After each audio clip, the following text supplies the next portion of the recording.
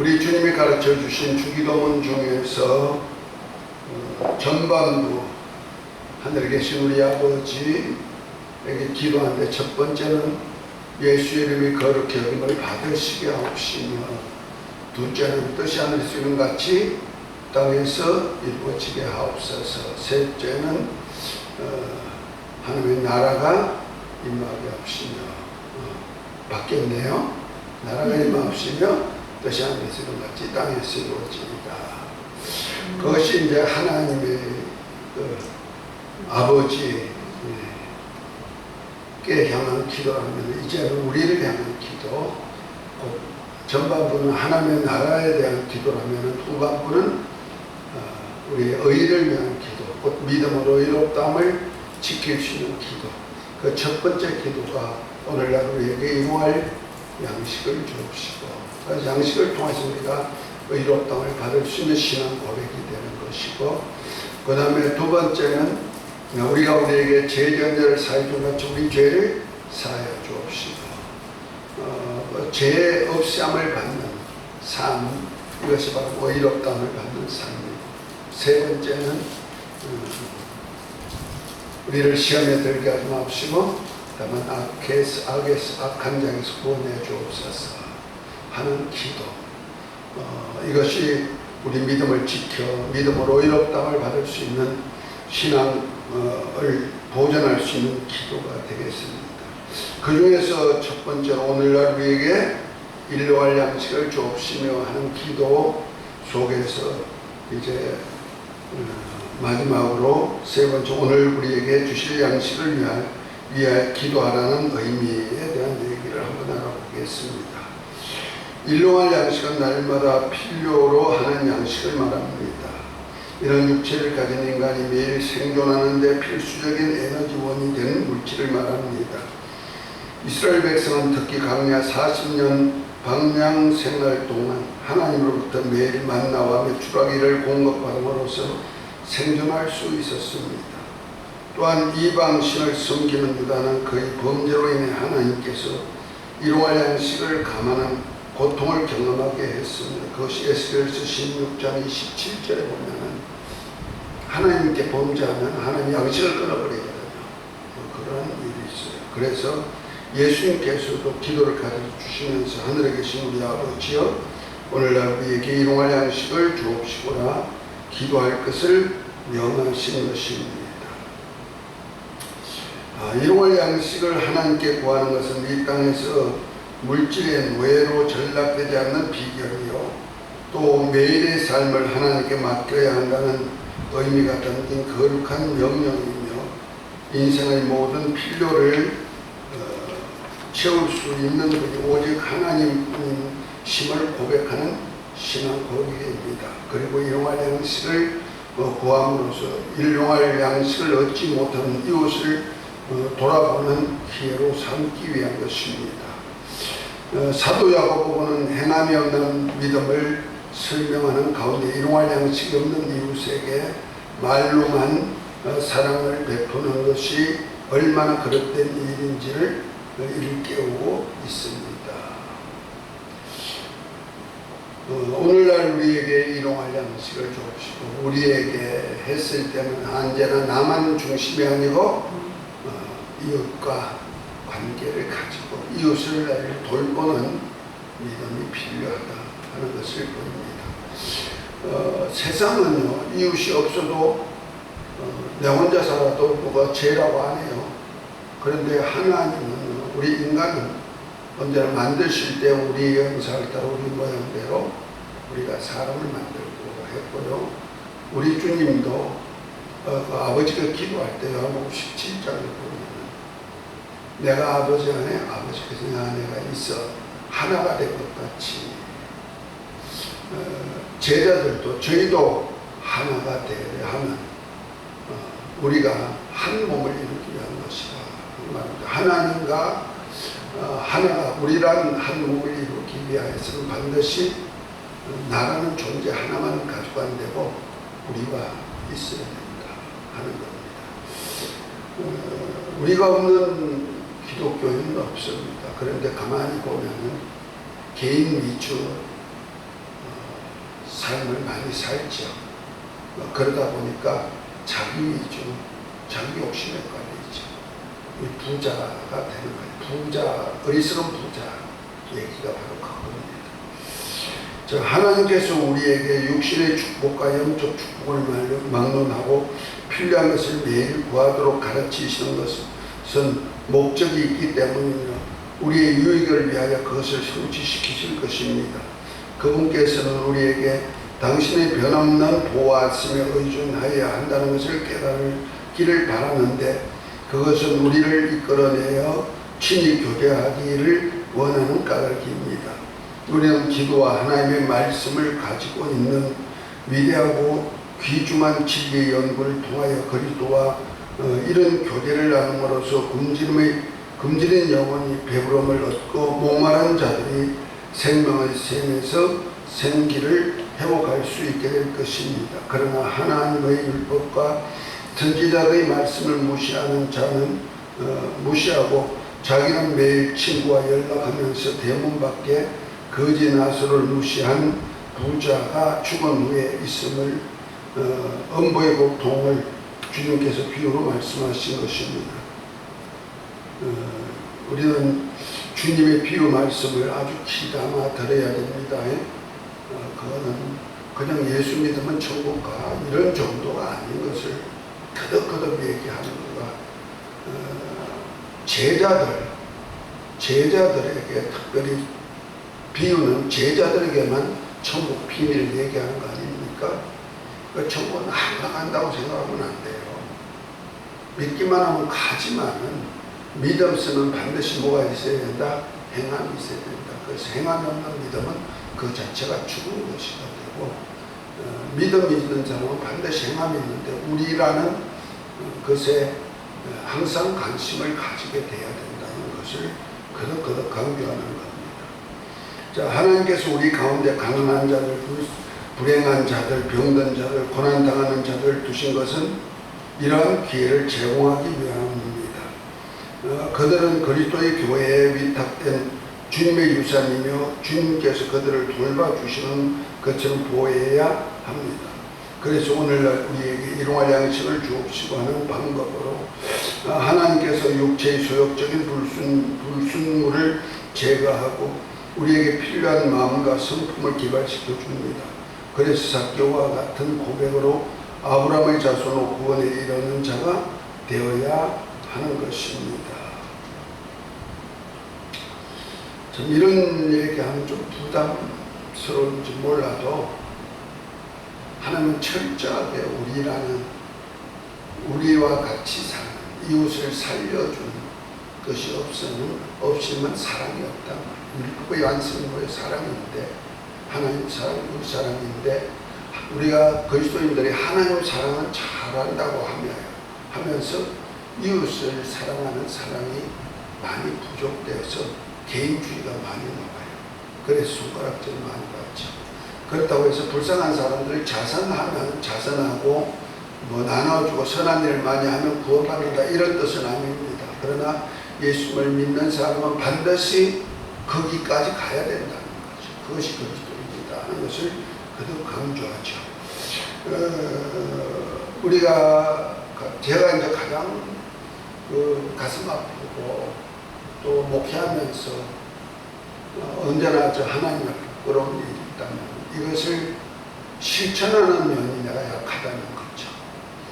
그래서 우리 성도들한테 이 실천하는 면을 따라 보이지 못해가지고 참 안타까운 것도 있고 내가 미안스럽기도 하는데 말씀을 깨달았으면 이제부터 여러분들은 반드시 실천으로 옮기는 삶까지 가야 되는 겁니다. 그렇다고 제가 안 하는 건 아니지만 저도 나름대로 개인적으로는 돕을 사람을 돕고 또 어렵고 힘든 사람들 같이 연합하고 이렇게 합니다만은 교회에서 단체로 이렇게 훈련이 필요한데 훈련을 못한 것이 물론 식구가 적으니까 그렇게도 하지만 가장 내가 목회하면서 좀 부끄러운 일이다 하는 것을 느낍니다. 그래서 우리가 교회가 할 일은 이웃에 항상 돌아보는 그런 눈길이 가도록 만들어야 된다는 것. 그런 의미에서 또한 열왕기상에 보면 가난에 쪼들린 한 가부의 가정에 기근을 극심하여 비참하게도 빈약한 양식마저 드디어 바닥이 나는 찰나였습니다. 이 가부는 생명을 유지하려는 필사적인 투쟁과 바야흐로 포기할 수밖에 없는 생각으로 두려워하고 있던 그날에 엘리야가 오므로 일용할 양식을 공급하시는 살아계신 하나님의 능력에 대한 여인의 믿음을 최고로 시험받았습니다. 음식과 물을 달라는 엘리야의 요청을 듣고 그 가부는 이렇게 대답합니다. 당신의 하나님 여호와의 사심을 가르치면서 하노니 나는 떡이 없고 다만 통에 가루 한 움큼과 병에 기름 조금뿐이라. 내가 나뭇가지 두 잎을 주어다가 나와 내 아들을 위하여 음식을 만들어 먹고 그 후에 죽으리라.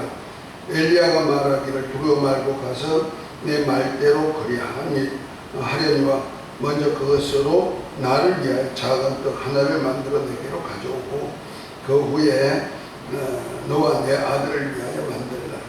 이스라엘 하나님 여호와의 말씀에 나 여호와가 비를 치면서 내리는 날까지 그 통에 가루가 다하지 아니하고 그 병에 기름이 없어지지 아니하리라 하였느니라고 했습니다. 이것은 유명한 얘기죠.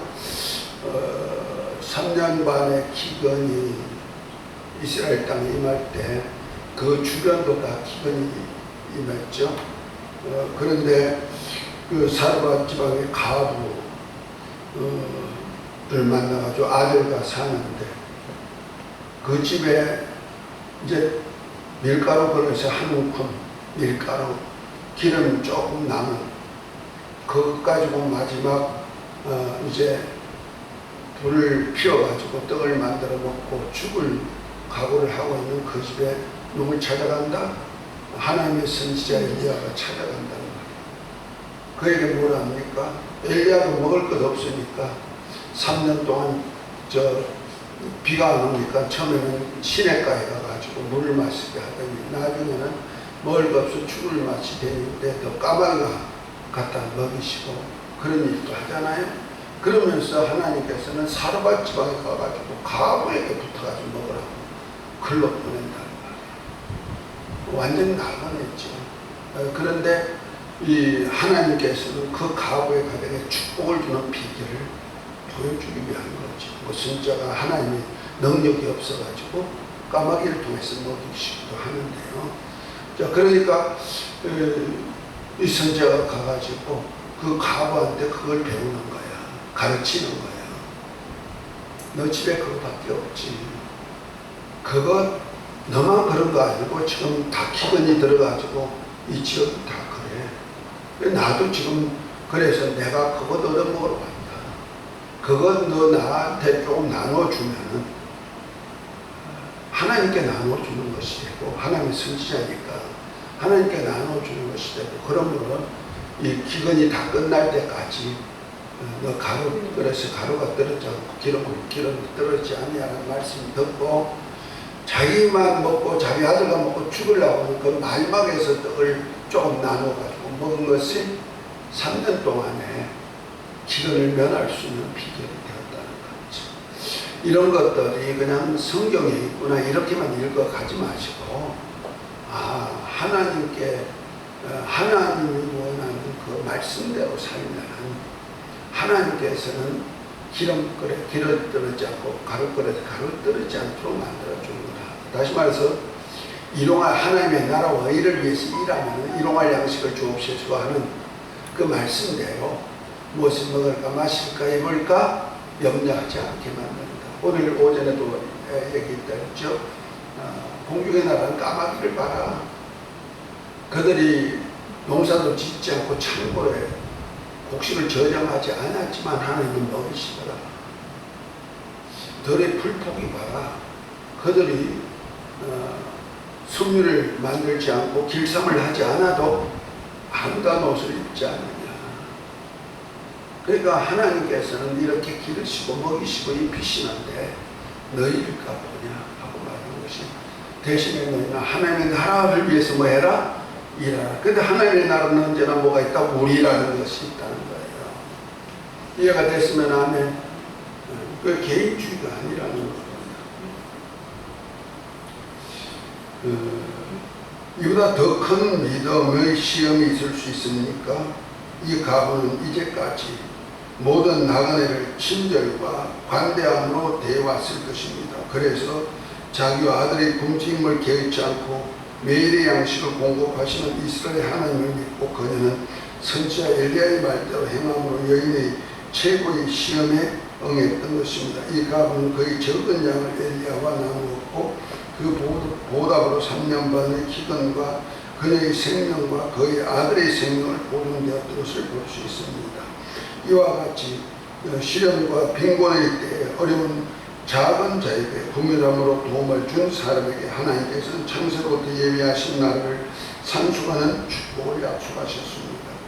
그러나 소자를 무시한 자들에게 마귀와 그 사도를 위해 예비된 지옥에 던져지게 된다는 사실을 예수님께서 비유로 말씀했는데 그것이 마태복음 25장 31절부터 46절의 양과 염소를 통하여서 비유했죠. 가난하고 벌벗고 굶주리고 옥에 있고 나그네는 이들가 누구다? 주님이다. 작은 자, 이가 바로 주님이 께 대하듯이 대할 때 주님 갚아주시겠다는 것을 말씀하고 있습니다.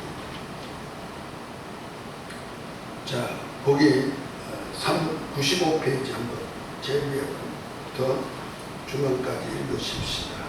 일용할 양식은 사람의 생존에 가장 필요한 생명 양식입니다. 사람은 누구나 양식을 먹어야 살아갈 수 있습니다. 시험이 적자라도 먹어야 산다는 속담이 있습니다. 그렇습니다. 사람은 누구나 양식을 먹어야 살 수 있습니다. 예수님께서는 이 사실을 잘 알고 계셨기에 하늘에 계신 우리 아버지를 위한 기도 다음으로 사람에 관해 기도할 때 맨 먼저 양식을 구하도록 하셨습니다. 사람은 두 가지 양식을 먹어야 삽니다. 예수님께서는 사람이 떡으로만 살 것이 아니요 하나님의 입으로 나오는 모든 말씀으로 살 것이라고 하셨습니다. 그래서 하나님께서 사람은 창조하실 때 흙과 생기로 첫사람 아담이 되게 하셨습니다. 그러므로 사람은 흙으로 만들어진 육체가 생기로 된 영혼으로 구성되어 있습니다. 사람의 육체는 떡을 먹어야 살고 영혼은 하나님의 입에서 나오는 모든 말씀을 먹어야 살게 됩니다. 그러므로 사람에게 있어 삶에 필요한 양식은 떡과 말씀입니다. 그러므로 우리는 기도할 때 주님이 가르쳐 주신 대로 주기도문에 준하여 기도해야 합니다. 이 주기도문 먼저는 하나님에 관한 것을 위한 기도하는 것이요 다음으로는 우리에게 필요한 것, 곧 칭의를 위한 신앙생활을 위한 구하는 것입니다. 그 중에 이러한 양식을 매일 매 순간 구함으로 때를 따라 도우시는 하나님 아버지의 공급하신 양식으로 매일을 신선하게 살아가야 할 것입니다.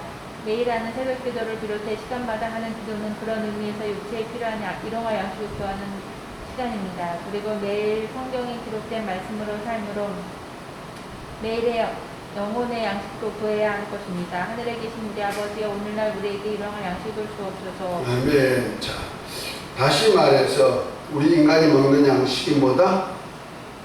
일용할 양식.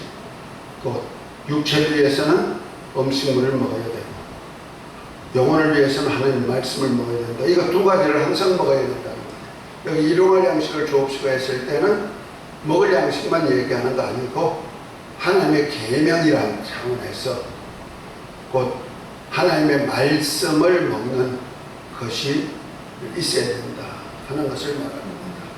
그러니까 우리가 첫 번째는 이웃을 사랑하라는 계명의 말씀을 지키기 위해서도 일용할 양식을 구해야 되지만 두 번째는 나 자신이 먹을 양식이 필요하다는 말이에요. 그것이 뭐죠? 하나는 이 땅의 육체가 필요한 양식. 우리가 예수님을 믿는다고 해서 안 먹어도 건강하다고 생각하면 안 돼요. 또 예수님을 믿는 사람이 무슨 독을 마실 때 해를 받지 않는다고 하니까 아무거나 먹어도 해를 받지 않는다고 생각하면 안 되죠. 이거 양식은 아주 깨끗하고 영양분이 되는 건데 곧 우리 몸에 인체에 아주 유익하도록 하는 건데 유익지 못한 음식이 들어왔다? 그것은 우리 육체로 탈해하게 되는 거죠. 그와 똑같이 우리 영혼도 먹을 양식이 필요하다는 겁니다. 그것이 어디 있죠? 하나님의 말씀이거든요. 바리새인의 교훈, 사도인의 교훈, 그 다음에 헤롯의 교훈, 계시록에 보니까 느골레담의 교훈, 발람의 교훈, 이세벨의 교훈, 이런 교훈들은 어떤 거죠? 우리 영혼을 죽이는 독소가 되는 거죠. 그러나 하나님의 말씀, 그 주님의 입을 통해서 나오는 말씀은 우리로 생명에 이르는 말씀이 되는 겁니다. 육체에는 유익이 안 돼도 영혼은 생명의 말씀이죠. 이 두 가지를 또 놓고 기도해야 된다. 그러니까 우리가 먹을 양식만 해결하면 하루 일당 했다, 잘 살았다, 이렇게 표현하면 안 돼요. 먹을 양식을 먹는 만큼 무슨 양식도 먹어야 된다? 영혼의 양식도 먹어야 된다. 그래서 어떤 교회는요, 아침 먹기 전에 한 잔, 성경 한 잔, 점심 먹기 전에 성경 한 잔, 저녁 먹기 전에 성경 한 잔, 주일날은 7잔, 그렇게 읽게 훈련하는 데가 있어요. 네. 육체의 밥 먹으면 일용할 양식을 주옵시고 했을 때는 우리 영혼이 먹을 양식만 달라는 거 아니잖아요.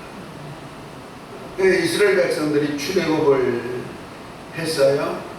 매일 새벽에 나가가지고 만나를 주워 와야 하루 양식이 되는 거죠.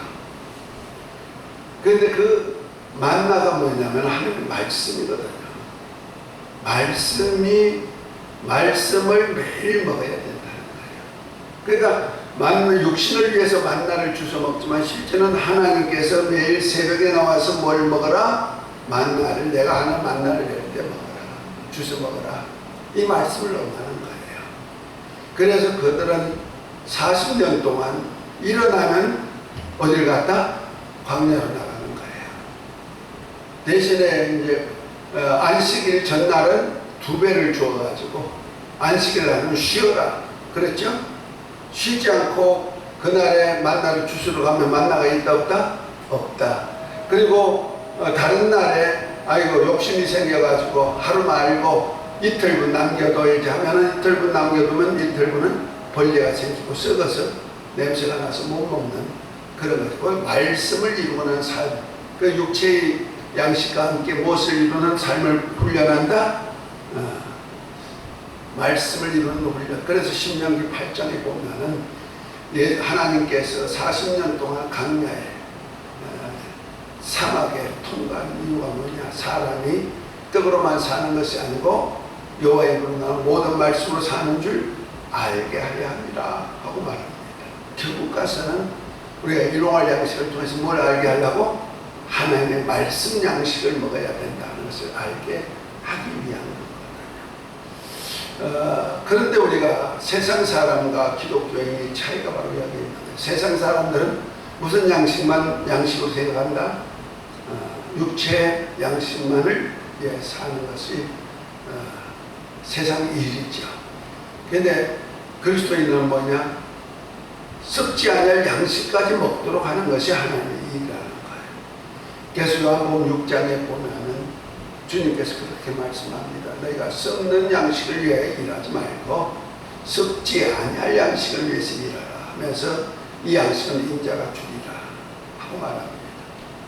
그러면서 연이어서 하는 말씀이 너희 조상들은 광야에서 만나를 먹어서 죽었지만 내가 주는 양식은 영원히 먹는 자는 영원히 죽지 아니하라 하면서 나는 하늘부터 산 떡이다 이렇게 말씀하고 있죠. 그 예수님의 몸을 먹는 거예요. 그 예수님의 몸이 뭐냐? 영원한 생명의 말씀이죠. 그 안에 은혜와 진리의 말씀을 먹어야 산다. 아멘. 그래서 우리가 일용할 양식을 주옵시고 했을 때는 그 뜻 안에는 내 이웃의 양식도 생각하고, 아멘. 또 내 육체에 먹을 양식도 생각하지만 그보다 더 중요한 것은 영원히 먹을 양식도 생각해야 된다 하는 것을 말합니다. 그래서 내가 매일 성경을 그렇게 못 읽는다 할지라도 밥을 먹을 때마다 뭘 생각한다? 이웃에 서로 사랑하라는 계명 곧 주님이 우리를 사랑하지 서로 사랑하라는 계명을 이루는 한 날이 되게 하옵소서 하는 심령이 항상 있어야 된다. 그것이 말씀이니까요. 자, 그 밑에 이 기도는 하늘에 계신 우리 아버지 이름이 거룩히 여김을 받으시게 하는 기도와 연관을 가진 것을 알 수 있습니다. 곧 주기도문에서 우리의 의를 위한 기도는 하나님의 나라와 연관성을 가지는 기도라는 사실입니다. 곧 주기도문 전반부에서 하나님 아버지에 대한 세 종류의 기도와 후반부에 우리에 대한 세 종류의 기도가 별개의 기도문이 아니라 서로 연관된 하나님의 나라와 의를 위한 기도라는 사실입니다. 다시 말해 전반부에서 하늘에 계신 우리 아버지의 이름이 거룩히 여김을 받으시게 하는 기도는 후반부 일용할 양식과 관계되고, 두 번째 나라가 임하옵소서는 우리가 우리에게 죄견들을 사해 준 같이 우리 죄를 사하여 주옵소서와 관계가 되며, 세 번째 뜻이 하늘에서 이룬 것 같이 땅에서 이루어지이다는 시험에 들게 하지 마옵시고 다만 악에서 구하옵소서와 연관된 기도라고 할 수가 있습니다. 그러니까 전반부 세 가지 기도와 후반부 세 가지 기도는 다 연관성을 가지고 있는 기도다 하는 얘기입니다. 훗말에서 하늘에 계신 우리 아버지의 이름이 거룩히 여김을 받으시게 하옵시며 하기 위해서 하나님의 이름이 거룩히 여김을 받으시려니까 세상 사람들에게 먹을 양식이 없어가지고 굶주리고 있는데, 하나님 예수 믿는 사람이 그렇게 되면 어떻게 돼요? 하나님의 이름이 애가 예수 믿는다든지 먹을 것도 없어 저래 이렇게 먹고 떴는다 이 말이에요. 그래서 먹는 그 예수 믿는 사람은 저렇게 어려운 가운데서 이렇게 넉넉하게 이웃까지 나눌 수 있는 삶이 있네, 이걸 보여주는 것이 이름이 거룩히 여김을 받으시는 삶이다, 이런 뜻이 되는 거예요. 그런 의미에서 후반부에 일용할 양식을 주옵소서는 양식으로 인해 하나님의 이름이 망령되게 긁지 않게 하시고, 오히려 일용할 양식을 통해 우리의 아버지의 이름이 거룩히 여김을 받게 될 것을 위한 기도로 볼 수 있습니다. 이에 대해 잠언서는 내가 두 가지 일을 주께 구하오니 나는 죽기 전에 주시옵소서. 곧 허탄한 거짓말을 내게서 멀리 하옵시며 나로 가난하게도 마옵시고 구하게도 마옵시고 오직 필요한 양식으로 내게 먹이옵소서. 혹 내가 배불러서 하나님을 모른다, 여호와가 누구냐 하며 혹 내가 가난하여 도둑질하고 내 하나님의 이름을 욕되게 할까 두려워합니다. 잠언 30장 7절에서 9절에 말하는데, 그래서 일용할 양식을 구하는 기도의 이유에 대해 말하는 것입니다. 그리고 또한 부유한 자에게 일용할 양식을 위한 기도는 우리라는 하나님 아버지 가족 중에 가난하여 양식이 없어 줄이는 소자에게 일용할 양식을 제공할 수 있게 하옵소서라고 하는 기도입니다. 곧 내가 너를 사랑한 것 같이 너희가 서로 사랑하라는 새 계명의 순종함으로 인해 천세로부터 예비된 나라의 보험을 상속하는 기회를 위한 기도라고 하신 것입니다. 거듭거듭 강조합니다. 우리가 이웃을 위해서 한 선행들은 어디다가 공을 쌓는 거다? 하늘나라 공을 쌓는 거다. 그래서 오늘 오전에도 한 누가복음 12장에 보면요 그런 말씀을 하는 곳이 있어요.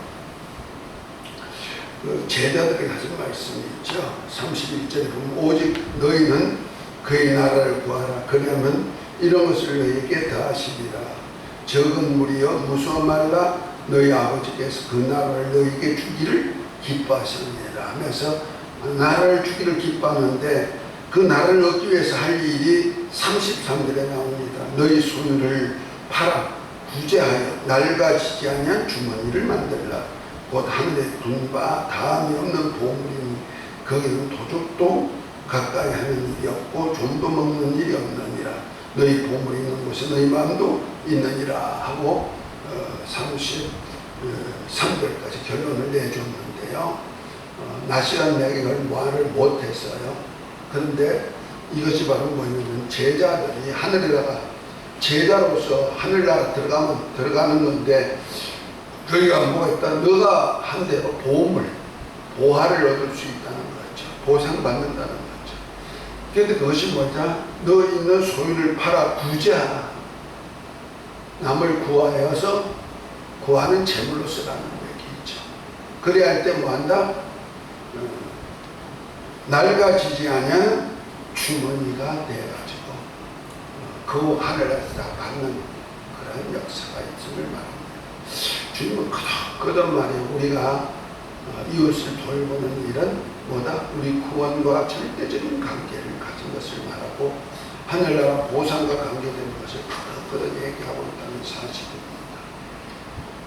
이런 것을 좀 안다면은 우리가 신앙생활에 나만 아니구나, 개인주의가 아니구나 하는 것을 꼭 기억하게 되고요.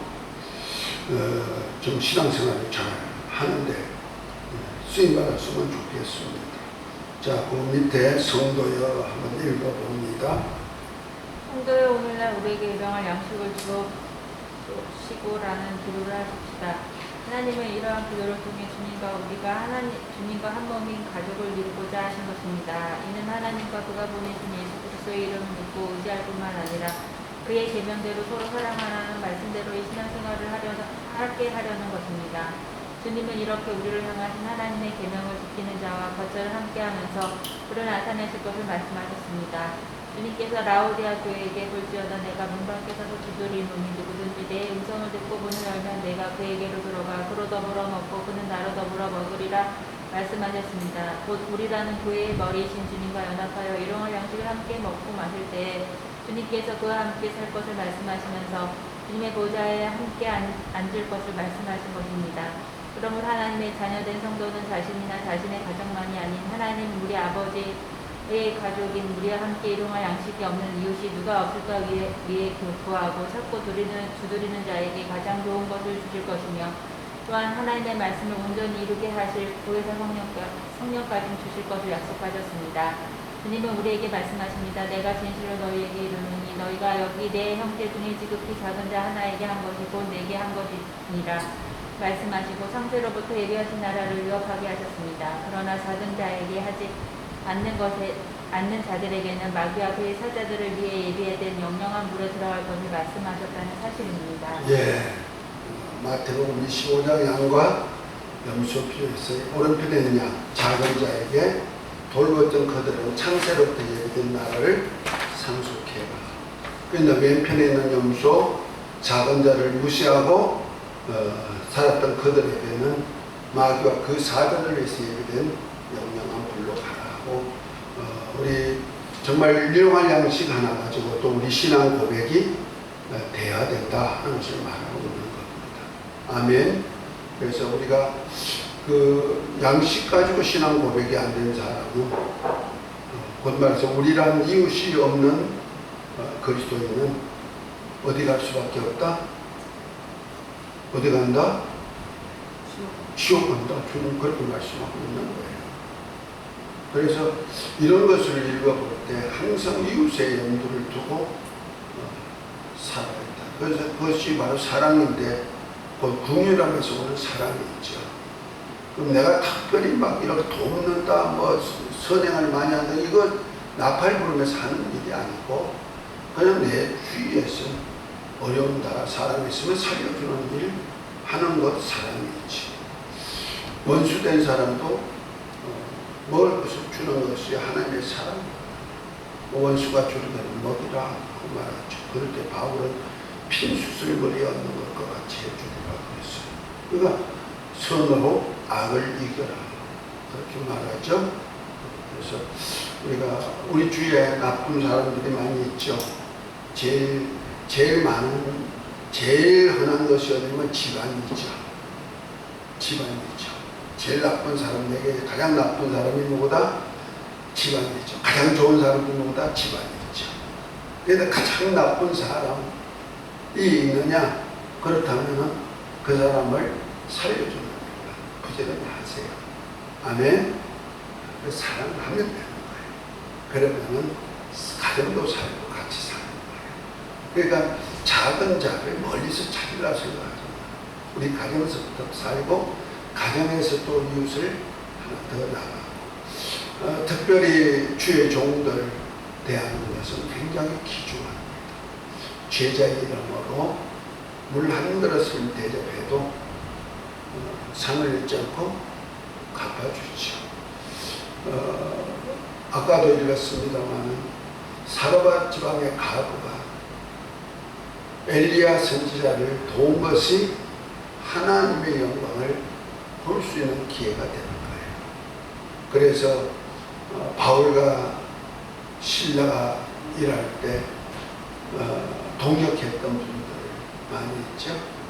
그런 분들 같이 우리 하나님의 일하는 교회 주의 종들과 항상 연합하고 그들에게 혹시라도 어려움이 없는가. 왜냐하면 주의 일을 하다 보니까 세상 것에 대해서 연연하지 않다 보니까 어려움이 없잖아 있을 때도 있어요. 그럴 때도 돌아보고 내가 도울 수 있는 기회가 있으면 하나님이 도우라고 하는 일이구나 하고 생각하고 도우시기 바랍니다. 100%가 아니고 50%라도 좋고 80%라도 좋고 하나님의 일을 하는데 다 도우기만 하면 하나님의 역사입니다. 특별히 젊은 목회자들 사역하다 보면요 참 어려운 환경이 올 때가 있어요. 자녀들 교육 문제 부딪히면 굉장히 어렵습니다. 뭐 개척하다 보니까 저 같은 경우는 사례들을 못 받고 어떤 때는 오히려 그냥 내 것을 헌신해야 되는 그런 처지에 있을 때도 있지만 가장 어려웠던 것이 자녀들의 학비 문제 해결이 안 되니까 굉장히 어려웠거든요. 그때 누가 조금이라도 이렇게 도와주니까 너무너무 좋은 것이 있어요. 그래서 참 기쁘더라고요. 그리고 먹고 사는 건 어떻게 하면 먹고 사는데 이렇게 생활면에서 어려우니까 참 힘들어요.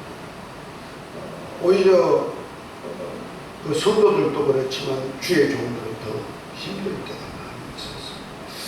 그러니까 그런 것도 아시고 가난하고 어려운 이웃도 돌보지만 주의 종들도 소자라고 생각하면 되는 거예요. 작은 자예요. 제일 교회에서 큰 소리 못 치고 성도들에게 좋게 대하는 사람이 가장 약한 자죠. 누군지 아십니까? 목사예요.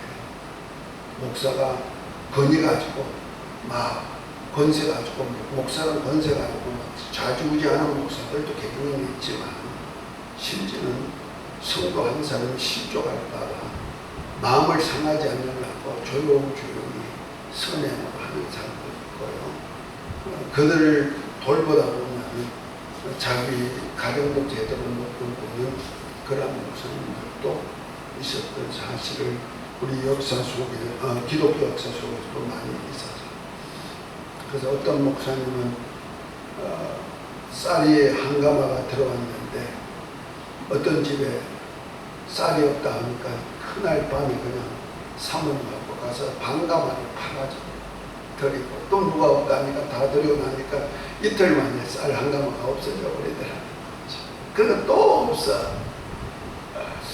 어떤 제자가 와가지고 목사님 이제는 목사님 편히 목회할 수 있습니다. 어느 정도 성도가 수가 차고 사례도 좀 나오고 하니까 이제 살만 하니까 그 목사님이 청렴하심을 알고는 목사님 이제는 목회하실 수가 있게 됐네요. 편안하게 목회하세요 했더니 그날 밤에 보따리를 싸가지고 다른 데 가면서 그 제자에게 자네가 목회하게 하고 제자한테 물려줬다는 거 아니야. 우리 성경 목사님 유명한 목사님들 계셔요. 그리고는 그냥 갈바를 몰라가지고 군대 수령 하나 불러가지고 짐을 싣고 갔는데 전주에 갔더니 누가 목사님 내가 옛날에 은혜 받았는데요. 우리 집 한 채를 준비했는데 팔 곳이 없어서 팔리도 않고 있으니까 목사님 여기 와서 사세요 하고 집도 내주더라고 하는 얘기가 들었어요. 그만큼 하나님은 주의 종들이 어려운 사람들 보면 돕기를 원하거든요. 그런데 주의 종이 어려울 때 도와줄 수 있는 사람은 누구예요? 성도거든요.